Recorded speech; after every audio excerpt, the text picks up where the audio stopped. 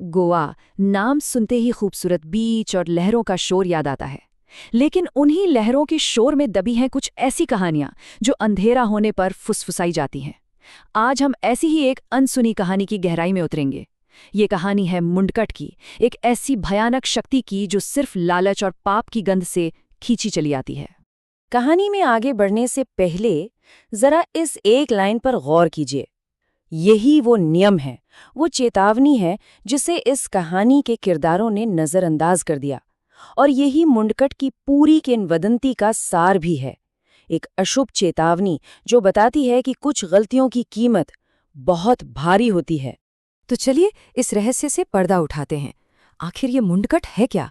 ये कोई आम भूत प्रेत की कहानी नहीं है। नहीं, ये उससे कहीं ज्यादा भयानक और कह सकते हैं दुर्लभ है।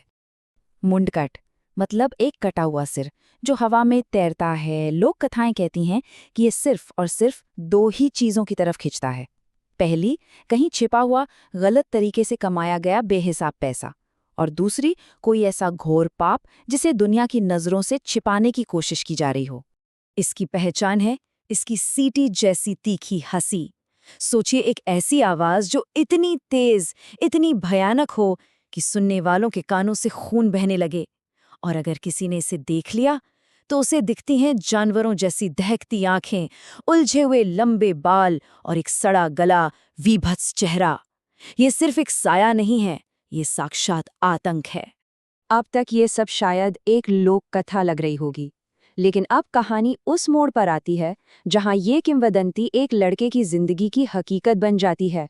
ये कहानी है पीटर की, जो गोवा के कोलवा गांव में पला बड़ा और जिसका सामना इस खौफ से सीधे सीधे हुआ। शुरुआत एक बिल्कुल आम सुबह की तरह हुई। पीटर अपनी माँ मारिया के साथ चर्च गया, पर चर्च से लौटते वक्त मारिया उसे एक अजीब सुनसान पहाड़ी पर ले गई।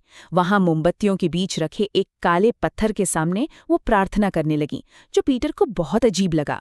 और जैसे ही वो वहां से निकले, दो अजीब बातें हुईं। एक तो पीटर को एक हल्की सी सीटी की आवाज सुनाई दी, और दूसरा, वो रहस्यमय काला पत्थर वहां से गायब था।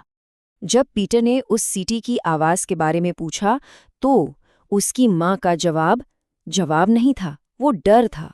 उन्होंने बस इतना कहा कि चुपचाप आगे देखते हुए चलो और किसी भी चीज पर ध्यान मत दो। उनके चेहरे की हवाइयां साफ बता रही थीं कि वो जानती हैं ये आवाज किसकी है और इसका मतलब क्या है।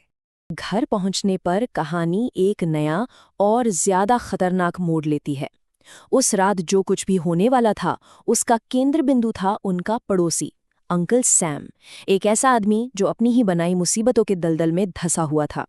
अंकल सैम की जिंदगी दुखों का एक लंबा सिलसिला थी।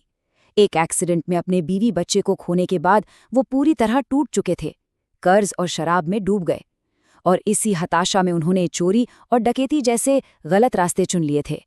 और यही वो पाप था जो उस रात के आतंक को न्योता देने वाला था। उस रात अंकल सैम नशे में धुत कुछ बड़बड़ा रहे थे, और नशे की उस हालत में उनके मुंह से वो नाम निकला। उन्होंने कहा, लाइफ में किसी से नहीं डरने का, फिर चाहे वो हवा में उड़ता कटा हुआ सिर, किसी से नहीं। ये शब्द सुनकर पीटर के तो रोंगटे खड़े हो गए। और जब पीटर ने ये बात अपनी माँ को बताई तो उनके चेहरे का रंग ही उड़ गया। उनके मुंह से बस एक ही बात निकली, वो अपने साथ उस मनहूस बला को लेकर आया है। मारिया समझ चुकी थी, अंकल सैम का पाप अब सिर्फ उनका नहीं रहा था, वो उस श्राप को खींचकर उनके दरवाजे तक ले आए थे। मारिया ने घबराकर अंकल सैम को समझाने की एक नाकाम कोशिश की और घर लौट आई। वो जानती थी कि अब बहुत देर हो चुकी है, अब उस रात का सामना करना ही होगा जिसका उन्हें हमेशा से डर था। घर आते ही उनकी घबराहट साफ दिख रही थी।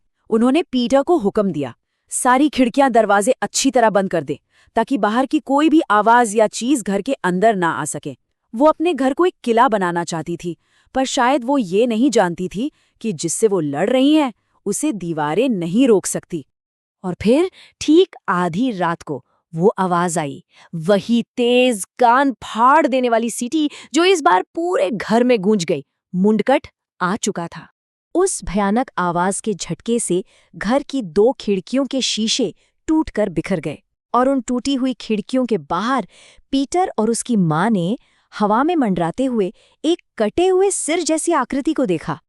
ये हमला एक झटके में नहीं हुआ, नहीं, ये धीरे धीरे बढ़ता हुआ आतंक था। पहले वो कान फाड़ देने वाली आवाज और तेज हुई, फिर एक एक कर खिड़कियां टूटीं, फिर रेत से भरी हवा घर में घुसने लगी, और आखिर में वो भयानक सड़ा गला चेहरा हर टूटी खिड़की पर एक साथ दिखने लगा। ये उन्हें तोड़ने की कोशिश थी, उन्हें डराकर खत्म करने की। उस चेहरे को हर तरफ एक साथ देखना ये मारिया के लिए बर्दाश्त से बाहर था। वो सदमे में चली गईं, उनका शरीर एकदम ठंडा पड़ गया। उस खौफ ने उन्हें लगभग बेजान ही कर दिया था। पीटर भी उस सदमे और डर से वहीं बेहोश हो गया। जब उसकी आंख खुली तो घर में एक अजीब मौत जैसी शांति छाई हुई थी। रात का आतंक तो खत्म हो चुका था, लेकिन अपने पीछे एक खौफनाक हकीकत छोड़ गया था। घर के पीछे जो नज़ारा था, उसने सारे सवालों के जवाब दे दिए। अंकल सैम अपने ही खोदे हुए एक गड्ढे में मरे पड़े थे। उनका शरीर इतनी बुरी तरह नोचा हुआ था जैसे किसी जानवर ने फाड़ डाला हो, और उनके पास ही पड़ा था चोरी के गहनों और पैसों से भरा वो खुला हुआ थैला। इस बात का पक्का सबूत कि मुंडकट क्यों आया था और किसे लेने आया था। और यहीं पर आकर दुनिया दो सच्चाइयों में बंट जाती है।